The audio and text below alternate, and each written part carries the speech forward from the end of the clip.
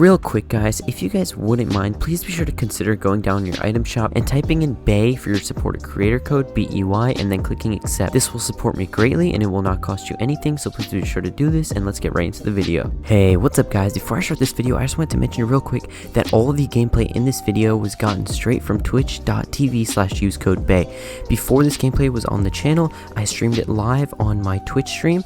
I'm streaming live right now as you guys are watching this video. After you watch this video, please be sure to come down to my stream and watch me play some games. I'm going to be playing lots of competitive gameplay, champion level arena duos, pro scrims, and I will also be playing with subscribers sometimes and viewers who are watching my Twitch stream. So please be sure to come tune in.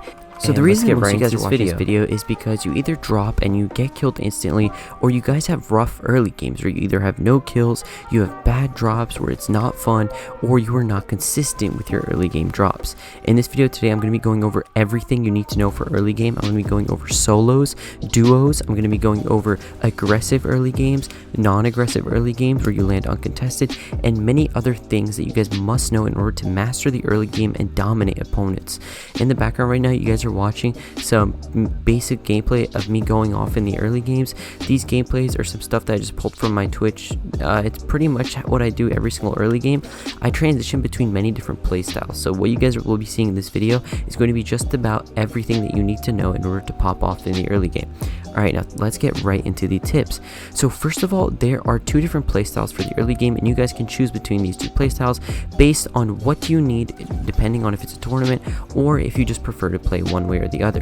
The first one is the aggressive playstyle where you land hot, and the second one is the very laid back playstyle where you land very cold, and what you do is you try to basically loot up and get as much loot as you can and not contest or fight anyone until the end game. For those of you that are going to be playing competitive, and those of you that want to play very well in competitive, you must play the aggressive playstyle because you have to get kills as soon as you can.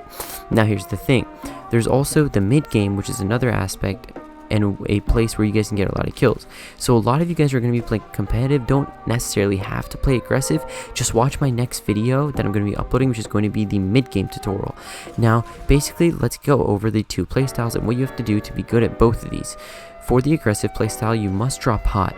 In order to do this, what you guys must do is pick a spot that you know very well, or pick a spot that you don't necessarily know well, but a spot that you're going to be landing at a lot. This is going to be your go-to drop spot. This is for consistency, and so that you guys can master a certain spot and basically become the best player in that spot every single game, because you have the most knowledge of that area. You know where every single chest is, you know where every single loot spawn is, and you know basically everything about that area, like every single little nook and cranny that it has. So you guys pick a spot depending on where it is and your liking. You can pick somewhere that's fairly hotter, or you can pick somewhere that's not too hot.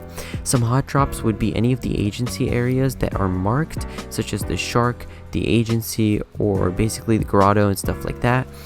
And those are basically some of the hot drops, and other stuff like Pleasant Park. And once you've chosen this spot, what you want to do is you want to land here every single game. Find a good landing spot that has a decent amount of chests and a place that has a good amount of loot that can get you started.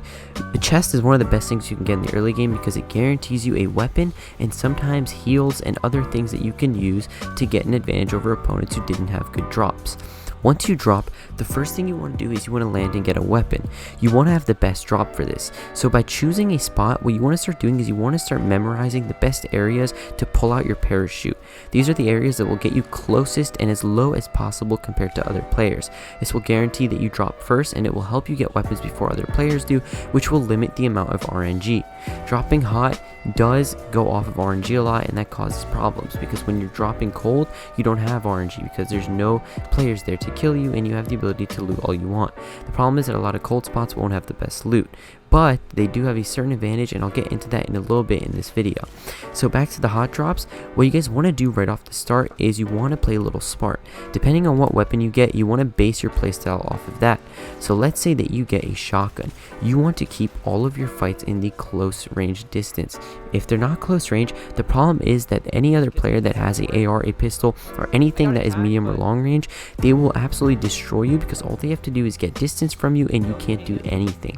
So make sure sure that you're playing based off of your guns. Or for example, if you get medium and long range weapons like the AR or the pistol or the sniper, make sure that you're perking yourself on high ground locations that are distanced from opponents so that you can take advantage of this location and you have the ability to basically take out anyone that has shotguns because of your weapon. Another thing is you have to know that a lot of players don't have materials in this early game. So if you're going to be aggressive, you don't necessarily have to worry about players always building and editing and making these crazy plays with their buildings. All you really have to worry about is just players aiming, and you really need to focus on your aiming and your shots. The better that you can hit your shots as an aggressive player in the early game, the better you will play. And that is the basic rundown of the early game for aggressive players who want to get a lot of kills and those that want to basically do well. Also, one more thing that I almost forgot to say is make sure that you guys farm up mats as you're looting. Farming up mats is very important because not that many players have mats, so the more mats you have, the more of an advantage you're at. But even if you have a lot of materials, make sure that you're focusing on your shots and hitting your shots and applying damage more than anything, because you want to get those kills, you want to get that siphon, and you want to get the materials and the bonus points that you get from those eliminations. Now let's go to the Colt drop, and those of you guys that want to land uncontested and basically survive onto the mid game and the late game. Every single fight that you take as an aggressive player is a chance for you to die, and those of you that land uncontested are basically eliminating that chance or limiting it greatly. What you guys are doing basically is you're guaranteeing yourself mid-game and end-game gameplay, and what these do is end-game guarantees a lot of points because of the end game points and the victory royale and everything like that. I'll also make a video about the end game, 2 videos from this one, so be sure to look out for that one. But basically that's the reason that some of you guys are going to be dropping Colt, and that's the advantages for them. The disadvantages are that you won't be getting opponents and eliminations in the early game, and you also may not get the best weapons. Many players that drop hot do so for the mythic rarity weapons, and if you're not going to be dropping hot, you're going to basically be having basic loot, or sometimes if you get lucky, you might get a supply drop, you might end up finding a really good gun from a chest or something like that, and that may be enough to secure you a nice little endgame. But another opportunity that these late players have is fragging out and getting late game kills on unsuspecting players. These late game kills can guarantee them amazing weapons because many players that are surviving into the end game already have good loot, and by doing this and just getting one clutch kill, you guys could be set. So dropping Colt isn't always a bad option. Now let's get into how to optimize your Colt drops and how to make them as good as possible. First, you need to pick a spot that is close to the edge of the map. Colt drops need to be at the edge of the map because if you're in the center, even if no one lands there will be a lot of opponents rotating in. But here's the thing, you don't always have to choose a Colt spot. What you guys can do is you can take advantage of bushes and many different types of map locations that you can basically hide in and camp in after you've looted.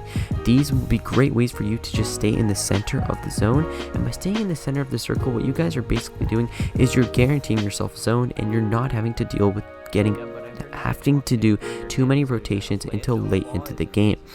This will help you guys greatly, but landing on the edge will guarantee that you will almost never run into players, and it will allow you to stick to the edge of the circle on rotations. Now, for the early game, it's pretty self-explanatory. You loot up, you get as much loot as you can, as fast as you can. You try to absolutely take everything as fast as you can so that you can start rotating for the zone and start getting in good positions. For the uncontested early game players, you guys need to loot as fast as you can, so make these loot paths in the places that you're going to be dropping to maximize the efficiency of your looting. Also consider looting for fish in water areas around you, since you're going to be a lot around towards the edge of the map. Fish are amazing for the late game because you guys can tank storm and you can make many clutch endgame plays because the fact that you have fish that allow you to survive in the endgame and make plays that other players won't be able to if they don't have fish. So I highly consider grabbing fish in the early game and focus greatly on your rotations. The most advantageous aspect of your gameplay as an early game player that's dropping uncontested or cold is that your rotations will be phenomenal. You guys will have the best chances at rotating without getting damaged, and you'll also have the best chances at getting to the end in the middle game with a decent amount of loot, or a decent type of loot. And yeah guys, that is my ultimate guide for the early game. Also, for duos and for people that are going to be playing like that, I suggest landing in places that have a good amount of loot. For solos, you could land in very uncontested areas that don't necessarily have the best loot, but for duos you need to have loot for both, so keep that in mind. And yeah guys, thank you guys so much for watching this video. As we get to the end, I want to thank you guys so much for watching. Please be sure to go check out my stream if you've watched until the end. I'm streaming live right now, and I'll see you guys in the next one.